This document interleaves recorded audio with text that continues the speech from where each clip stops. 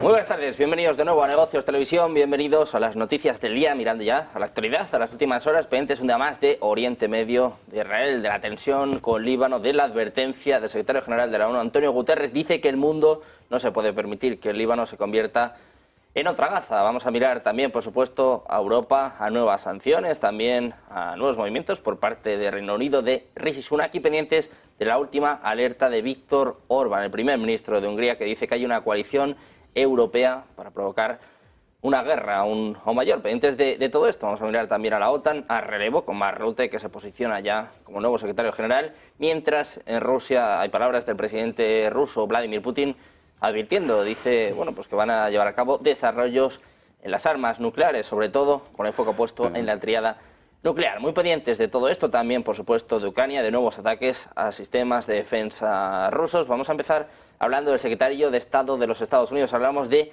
Antony Blinken. Ha hablado de Medio Oriente y ha hablado además con un homólogo árabe que parece, dice Blinken, que Israel tiene la intención de lanzar una incursión en el Líbano. Es lo que apunta una fuente familiarizada con la reunión, según la CNN. Dice que parece que Israel se toma muy en serio la idea de ir al Líbano. La respuesta del funcionario árabe a Blinken, añadió la fuente, fue que Hezbollah ha comunicado que no van a detener sus ataques contra Israel hasta que se detengan sus operaciones en Gaza. Funcionarios israelíes han dicho a Estados Unidos que uno de sus principales objetivos en una ofensiva sería hacer retroceder a Hezbollah, creando una zona de amortiguación entre Israel y el Líbano y permitiendo a las decenas de miles de israelíes que se han visto obligados a abandonar sus hogares en el norte por los ataques transfronterizos que puedan regresar a Estados Unidos. Le ha preocupado durante meses que Israel pueda lanzar una incursión y evaluaciones de inteligencia a principios de este año indicaron que podría ocurrir a principios del verano. Los funcionarios estadounidenses también han reprendido a Israel por sus ataques que han impactado al ejército libanés, respaldado por Estados Unidos, en lugar de objetivos de Hezbollah. Pendientes también del primer ministro israelí Benjamin Netanyahu, ha insistido en una entrevista con Punchbowl News publicada este viernes que criticar a Estados Unidos por atrasar las prometidas entregas de armas a su país mientras lucha contra Hamas era absolutamente necesario después de meses de conversaciones tranquilas que no resolvieron el problema. Netanyahu dijo que no podía decir qué es lo que hace el presidente estadounidense Joe Biden. No entiende por qué retiene estas entregas. Dice Netanyahu: soy consciente de que ha habido una gran desaceleración en el suministro de municiones y armas importantes. No me refiero a los F-35 o F-16 que tardarán años en llegar. Me refiero a lo que es necesario ahora para ganar rápidamente la guerra en Gaza y evitar una guerra en Líbano, que en ausencia de tal corrección hace que los peligros sean cada vez mayores. Aún así, Netanyahu también ha subrayado que aprecia profundamente el apoyo que reciben del presidente Biden y de la administración de Estados Unidos a su esfuerzo de guerra desde el principio. Miramos de nuevo al ejército de Israel, que reconoce que erradicar a Hamas de Gaza es una misión imposible, un reconocimiento que ha desatado las críticas y el enfado de la oficina del primer ministro Benjamin Netanyahu. El portavoz del ejército israelí ha aseverado que quien piense que se puede eliminar a Hamas está equivocado, mientras Israel ataca los campamentos en el centro de Gaza y profundiza la invasión de Rafah. Varios ataques aéreos israelíes en el centro y norte de la franja de Gaza durante la noche y este jueves han terminado con la vida de al menos 14 personas, mientras que los tanques profundizaron su invasión a Rafah en el sur. Miramos también a la advertencia del secretario general de la ONU, Antonio Guterres, ha estado este viernes a la comunidad internacional a tomar medidas para evitar una mayor escalada del actual conflicto entre Israel y el Líbano, advirtiendo que existe una seria posibilidad de que el Líbano se convierta en otra Gaza. Literalmente, decía Guterres, el peligro de que el conflicto en Oriente Medio se amplíe es real y debe evitarse. Los pueblos de la región y del mundo no pueden permitirse que el Líbano se convierta en otra Gaza. Escuchamos. Let's be clear. The people of the region and the people of the world cannot afford Lebanon to become another Gaza. On both sides of the rule line, many lives have already been lost. Tens of thousands of people have been displaced, and homes and livelihoods have been destroyed. Pendientes de la nueva advertencia del secretario general de la ONU, miramos también a Irán. Ojo, porque la misión ante las Naciones Unidas vuelve a advertir sobre conflicto en el Líbano. Nos cuenta los detalles nuestro compañero Borja García. Efectivamente, la misión de Irán ante las Naciones Unidas señaló este mismo viernes que cualquier decisión imprudente de Israel podría desencadenar en una nueva guerra contra Hezbollah en el norte del país. Además, afirman que el grupo apoyado por Irán tiene capacidad para defenderse no solo a ellos mismos, sino a todo el Líbano en caso de una posible guerra con Israel. Todo esto se produce además en un momento crucial en el que las tensiones entre Hezbollah y Israel no hacen más que crecer. Pendientes de la tensión en Líbano, también de la nueva advertencia por parte de Irán, hablamos también de China. El Ministerio de Comercio chino ha publicado este viernes un comunicado en el que un portavoz alertaba de que si las restricciones a las importaciones impuestas por la Unión Europea pudieran provocar una guerra comercial, esto sería responsabilidad exclusiva de la parte europea. El portavoz señaló que redunda en interés de China que la Unión Europea pueda hacer coincidir sus palabras con sus hechos, que ambas partes se encuentren a medio camino y que los canales de diálogo permanezcan abiertos para resolver diferencias, para evitar que las fricciones comerciales se intensifiquen fuera de control. El Ministerio destacó que ha visto la introducción intensiva por parte de la Unión Europea de 31 restricciones comerciales y de inversión a China como una señal gravemente perturbadora que afecta la cooperación económica y comercial bilateral. En el documento se critica el típico enfoque proteccionista de la Unión Europea. Por su parte, Estados Unidos y China han reanudado las conversaciones semioficiales sobre armas nucleares y lo han hecho por primera vez en 5 años. Un diálogo informal que se habría producido el pasado mes de marzo, según publica en exclusiva la agencia Reuters, y en el que los representantes de Beijing habrían trasladado a sus homólogos estadounidenses que no recurrirían a amenazas atómicas sobre Taiwán. Los representantes chinos habrían ofrecido garantías después de que sus interlocutores estadounidenses expresaran su preocupación de que China pudiera usar o amenazar con usar armas nucleares y enfrentaba una derrota en un conflicto sobre Taiwán. Beijing considera esta isla como su territorio, una afirmación rechazada por Taipei.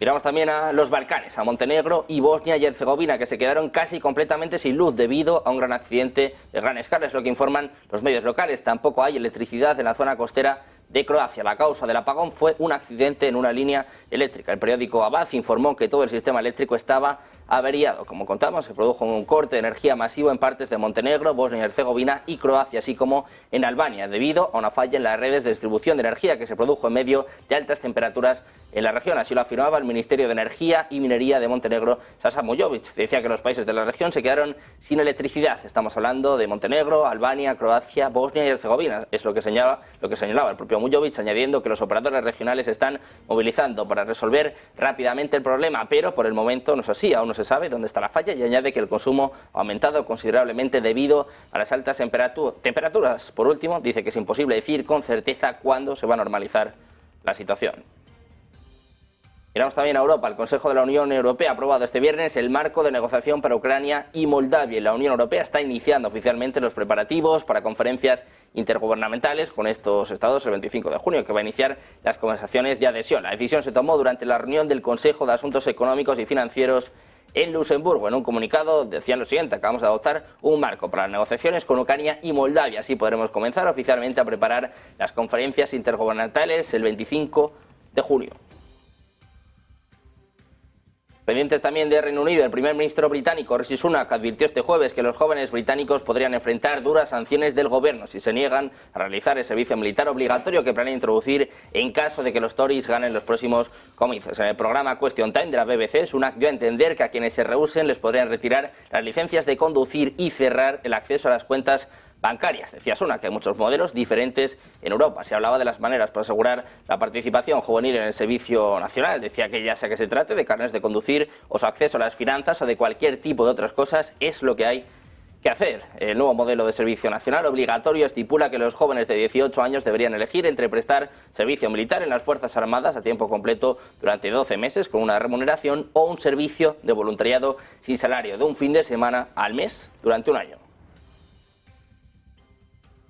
De Reino Unido pasamos a Alemania. El Ministerio de Defensa alemán ha presentado una solicitud de cerca de 652 millones de euros al Comité de Presupuesto del Parlamento para financiar un proyecto de desarrollo de armas hipersónicas con Noruega. Es lo que informa este viernes la revista Spiegel. A mediados de mayo, el grupo de defensa noruego Kongsberg abrió, en este caso, una asociación con Diehl y MBDA de Alemania para desarrollar un misil supersónico conocido como 3SM Tirpitz. Rusia ha utilizado misiles hipersónicos que pueden viajar hasta 25 veces la velocidad del sonido en su guerra en Ucrania y son motivo de preocupación entre los miembros de la OTAN. Pendientes de Alemania, les contamos que 3 presuntos agentes extranjeros de diversas nacionalidades que supuestamente tenían el encargo de espiar a un ciudadano ucraniano fueron detenidos este miércoles en Alemania, es lo que está informando hoy la Fiscalía Federal. Los 3 sospechosos fueron arrestados en Frankfurt por la Policía Regional dentro del Estado Federado de Hesse y comparecieron este jueves ante el juez de instrucción del Tribunal Federal que dictó órdenes de detención. Se trata del ciudadano ucraniano Robert A., del ciudadano armenio Bargies y del ciudadano ruso Arman S., es lo que contaban, según fueron identificados en el comunicado. Todos ellos están bajo sospecha de haber actuado en Alemania siguiendo instrucciones de un servicio secreto extranjero, según aseveraba la Fiscalía. Miramos también a la OTAN. Los países de la OTAN deberían considerar la introducción de sanciones contra China si Beijing no cambia su posición sobre el conflicto ucraniano. Es lo que afirmaba el secretario general de la OTAN, Jens Stoltenberg, en la CNN. Decía literalmente: creo absolutamente que los aliados de la OTAN deberían considerar imponer sanciones o restricciones económicas si China no deja de apoyar a Rusia. El secretario general de la OTAN argumentó que el presidente chino, Xi Jinping, quiere crear la impresión de que su país no está al frente de este conflicto. Al mismo tiempo, según Stoltenberg, China está ayudando a Rusia a desarrollar una economía militar. Dijo que China no puede mantener relaciones comerciales normales con Europa y promover el conflicto en Ucrania al mismo tiempo. También sobre esto está hablando el primer ministro de Hungría, Viktor Orbán. Ha afirmado que la alianza que encabeza el Partido Popular Europeo dentro de la Eurocámara es una coalición a favor de la guerra y de la inmigración y en contra de la economía. Ha acusado a sus antiguos compañeros de filas, los populares, de asumir tesis propias de la izquierda. Orbán ha señalado directamente en una entrevista radiofónica al presidente del Partido Popular Europeo y al que le atribuye un papel diabólico. Afirma que la coalición con los socialdemócratas está ya cerrada, tal y como pudo constatarse en la reunión informal de líderes del pasado lunes. Orbán, que durante años no escatimó reproches contra la presidenta de la Comisión Europea, Ursula von der Leyen, cree sin embargo ahora que el exministro alemán es una monaguilla al lado de Weber, reelegido esta semana al frente del Partido Popular Europeo tras el triunfo electoral de su partido, la Unión Demócrata Cristiana.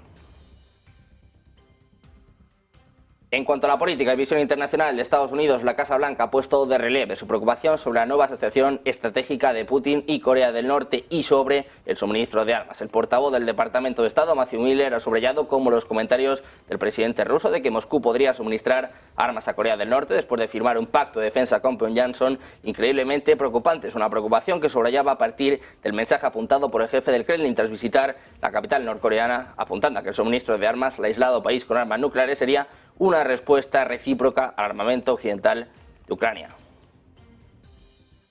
Miramos también al expresidente de Estados Unidos, Donald Trump. Ha sugerido que su sucesor en la Casa Blanca, Joe Biden, sería responsable de la guerra de Ucrania debido a sus promesas al presidente ucraniano Volodymyr Zelensky de entrar en la OTAN. Decía Trump: he escuchado durante 20 años que si Ucrania se une a la OTAN será un problema real para Rusia. He estado escuchando esto durante mucho tiempo. Creo que por eso comenzó esta guerra. Es lo que decía Trump en una entrevista para el podcast All In. Añade que Joe Biden ha estado diciendo cosas equivocadas todo el tiempo y una de ellas es que Ucrania se uniría a la OTAN. Dice Trump: cuando lo escuché pensé, este tipo va a iniciar una guerra. Es lo que contaba el expresidente de Estados Unidos. Trump se ha mostrado convencido de que han sido estas promesas las que finalmente propiciaron aquel conflicto en febrero de 2022 y sostiene que durante su gestión no se escuchó nunca que Rusia pretendiera atacar a Ucrania.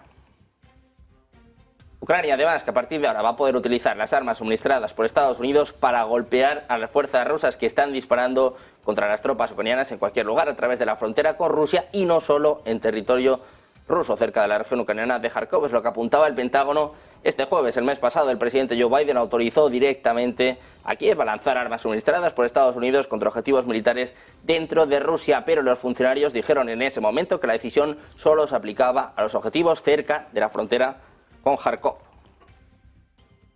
El presidente ruso Vladimir Putin ha anunciado este viernes que su país busca seguir desarrollando sus armas nucleares, en particular sus tríadas nucleares, una estructura compuesta por misiles balísticos intercontinentales, misiles balísticos lanzados desde submarinos y bombarderos estratégicos con bombas atómicas y misiles. Dirigiéndose a los graduados de las escuelas superiores de educación militar del país, Putin subrayó que Rusia seguirá invirtiendo y mejorando su ejército y desarrollando nuevos tipos de equipamiento militar. También subrayó la importancia de mantener la calidad de los servicios policiales, especiales y de inteligencia del país, destacando su importancia para la seguridad nacional.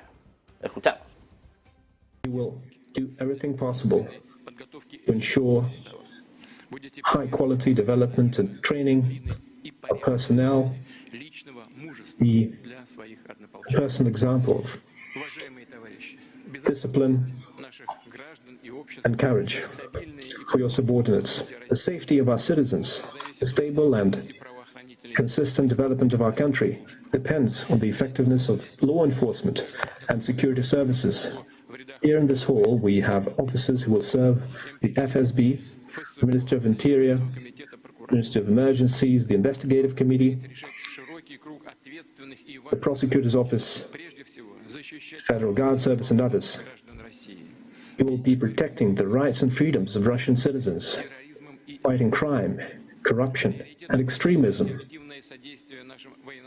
Our priority remains to be the assistance to those who are fighting this special military operation and helping those who live in the liberated areas, investigating crimes by neo-Nazis and the punitive groups that are responsible for attacks on our cities and villages. I'm confident that you will carry out competent work and to achieve definite results. Estos comentarios que se produjeron un día después de que el propio Putin insinuara que Rusia podría cambiar su doctrina nuclear y reducir el umbral para el uso de ese tipo de armas en Occidente.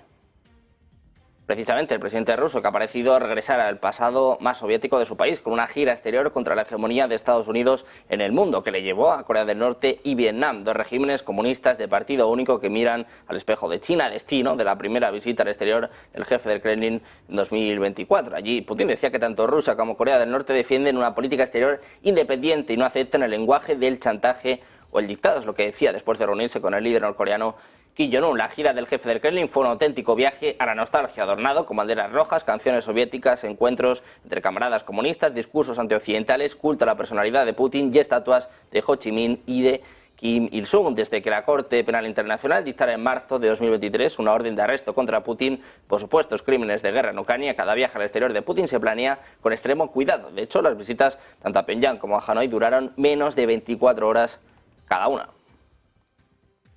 El ejército ruso, además, que ha utilizado por primera vez en las últimas horas una bomba planadora de 3 toneladas de peso contra un punto de concentración de tropas ucranianas en la región nororiental de Kharkov. La Fuerza Aeroespacial Rusa utilizó por primera vez una FAB-3000 con módulo de planeo y corrección UMPK, es lo que declaraba una fuente castrense. La agencia rusa TASS añadió que el objetivo fue un lugar donde se habían concentrado tropas ucranianas en la localidad de Lipsy, cerca de la frontera con Rusia. Anteriormente, varios blogueros militares publicaron un vídeo del presunto uso de esta bomba contra el edificio que servía de refugio a soldados ucranianos, donde se ve una detonación que cubre una zona considerable. Según los blogueros, la bomba, que posee un radio de destrucción efectiva de 230 metros y cuya onda expansiva puede alcanzar los 1.200 metros, cayó a 10 metros de su objetivo. Hasta el momento, las fuerzas rusas habían usado bombas deslizantes de 500 y 1.500 kilogramos que se tornaron decisivas durante la toma del bastión ucraniano de Avdiivka.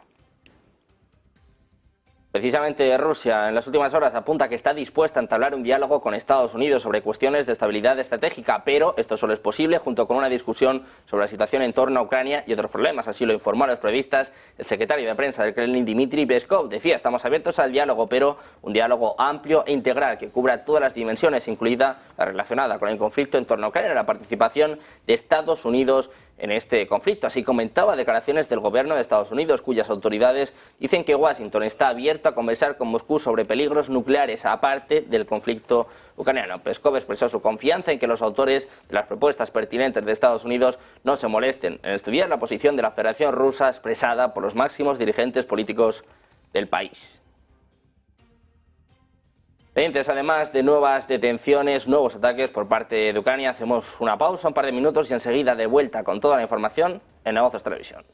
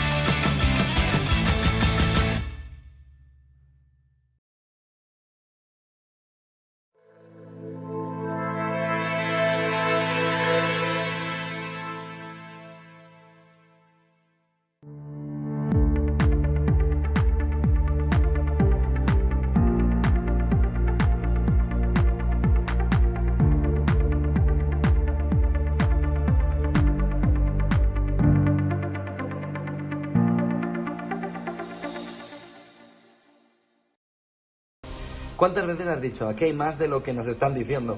¿Cuántas veces has visto que lo que te están poniendo como fotografía principal para mirar la actualidad está con tonitos oscuros en algún lado que no terminas de descifrar. ¿Cuántas veces miras alrededor y dices, aquí hay más información de la que de verdad nos están dando? Ese es el objetivo de lo que la economía esconde. Un libro para intentar ver todos los detalles, todos los matices, todos los colores, todo lo que está oculto detrás de la fotografía, todo lo que nos dicen pero no nos están diciendo, y todo aquello que necesitas para tener una fotografía global de lo que de verdad quienes mandan están queriendo hacer, pero tú no tienes toda la información para ello.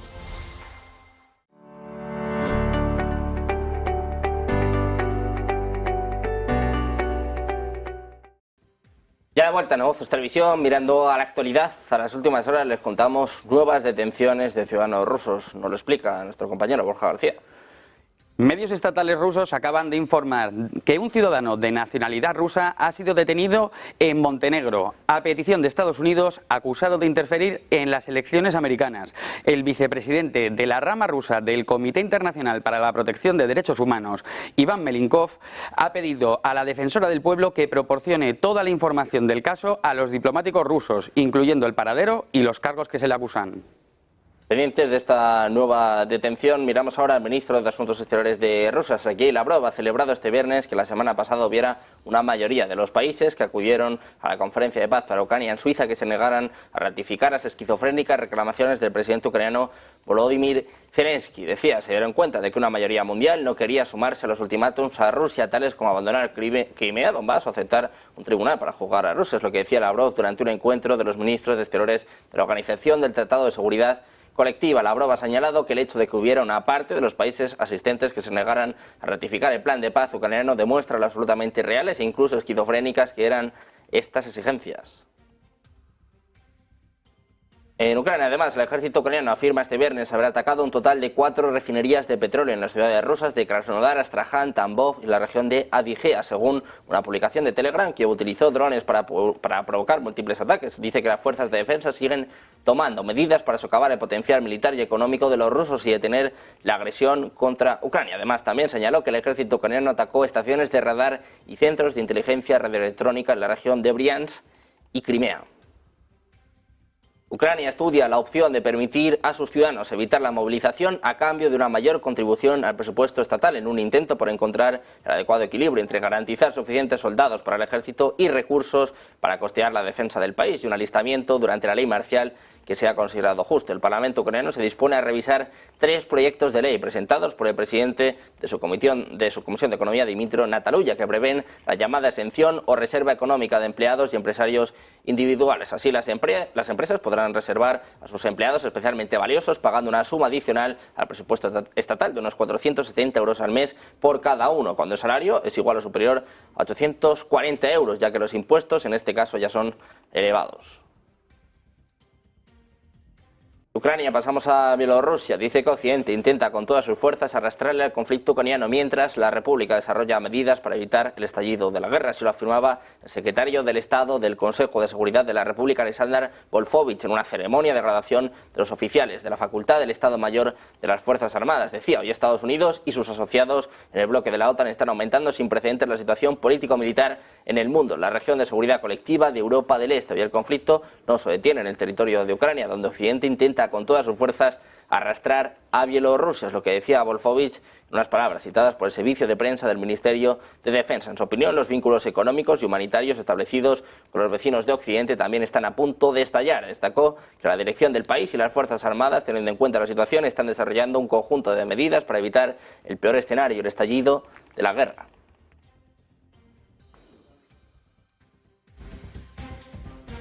Precisamente sobre Bielorrusia hablábamos esta mañana con Emiliano García Coso, decano internacional de CEISA, que decía que para Putin sería un éxito la entrada de Bielorrusia en el conflicto. Lo escuchamos. Preocupante es que Bielorrusia también esté realizando ciertas maniobras, puesto que eso implica que Bielorrusia, que es un estado marioneta controlado por Putin, pues, porque al fin y al cabo es el que garantizó que se mantuviese Lukashenko en el gobierno, pues esa entrada sí que movería un poco porque atacaría el frente norte ya directamente en frontera con Polonia y los países bálticos, pero especialmente en la zona de frontera entre Ucrania y Polonia, que es donde todos los procesos de habituallamiento al ejército ucraniano se produce, tanto por tren como por aire, y por lo tanto estratégicamente para Putin sería un logro que Bielorrusia se interviniese ya directamente, pero eso ya entramos en otra dinámica porque sería un tercer estado que participa apoyando expresamente y literalmente a Rusia, lo cual, pues bueno, implicaría que la OTAN tendría que tomar acciones de una manera más específica y todo eso incrementaría la tensión a un conflicto ya totalmente de tercera guerra mundial, aunque sea de baja. Miramos también a Moldavia, más bien a Transnistria, que está preocupada por la militarización de Moldavia, ya que va en contra de la política de neutralidad establecida en su constitución. Es lo que apunta el ministro de Asuntos Exteriores de la República no reconocida de Transnistria, Vitali Ignatiev. Dice lo siguiente: vemos elementos de militarización, ampliación de ejercicios militares, equipamiento militar y entrega de armas a la vecina Moldavia, teniendo en cuenta que nuestro conflicto aún no se ha resuelto. Armar a una de las partes del conflicto es un factor desestabilizador, es lo que decía a la prensa. Así lo citó el servicio del ministro de Asuntos Exteriores de Transnistria durante una reunión con la directora del Centro de Prevención de Conflictos de la OSCE, Kate Firon. También expresó su preocupación por la negativa de Moldavia a implementar los acuerdos existentes y los atrasos en las conversaciones para llegar a un acuerdo en Transnistria. Dice que la situación en las conversaciones es degradante, que los problemas se acumulan y se vuelven cada vez más urgentes. Dice que la militarización de Moldavia crea tensión adicional. Expresaba la esperanza de que los empleados del centro ayuden a impulsar el proceso de negociación. Hablamos también de Eslovaquia. El Ministerio de Defensa ha presentado una denuncia penal por la entrega de 13 cazas MiG-29 y sistemas antiaéreos CAV a Ucrania en marzo de 2023, durante el mandato del gobierno de Eduard Hedger. Es lo que está informando la agencia eslovaca TASER. En la denuncia se citan sospechas de sabotaje, abuso de autoridad e incumplimiento de deberes en la gestión de bienes ajenos. Es lo que reporta esta agencia, citando al secretario de Estado del Ministerio de Defensa, Igor Melichev. Miramos también a Europa. Los 27 han dado luz verde a nuevas sanciones contra Rusia que ponen coto al negocio del gas licuado. La 14ª ronda de sanciones desde el inicio del conflicto, que entre otras medidas pone coto al negocio del gas natural licuado, aunque no afectará a las importaciones europeas que siguen sin ser objeto de las sanciones. Según la presidencia belga, esto aumenta el impacto de las sanciones existentes, cerrando vacíos legales. La presidenta de la Comisión Europea, Ursula von der Leyen, ha valorado el contundente paquete de sanciones pactado por la Unión Europea. Dice que va a impedir aún más el acceso de Rusia a tecnologías clave y privará a Rusia de más ingresos energéticos.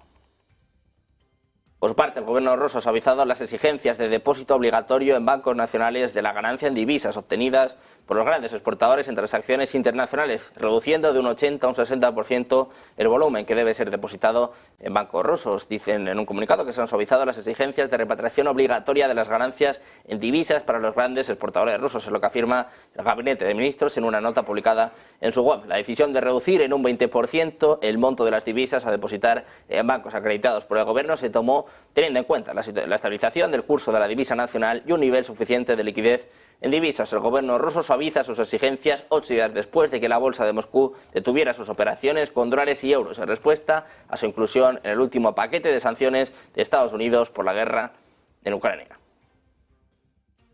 Por su parte, la administración Biden prohíbe las ventas en Estados Unidos del software Kaspersky por sus vínculos con Rusia. La Casa Blanca ha anunciado sus planes tras señalar que la influencia de Moscú sobre la compañía representa un riesgo significativo. La secretaria de Comercio, Gina Raimondo, ha citado a los grandes clientes estadounidenses de la empresa, incluidos proveedores de infraestructura crítica y gobiernos estatales y locales. Según fuentes citadas por Reuters, el acceso privilegiado del software a los sistemas de una computadora podría permitirle robar información confidencial de computadoras estadounidenses o instalar malware y retener actualizaciones críticas, lo que aumenta la amenaza. Las medidas muestran que la administración Biden está intentando erradicar cualquier peligro de ciberataques rusos derivados del software Kaspersky y seguir presionando a Moscú a medida que su esfuerzo bélico en Ucrania ha recobrado impulso y mientras Estados Unidos ha quedado sin nuevas sanciones que puede imponer a Rusia.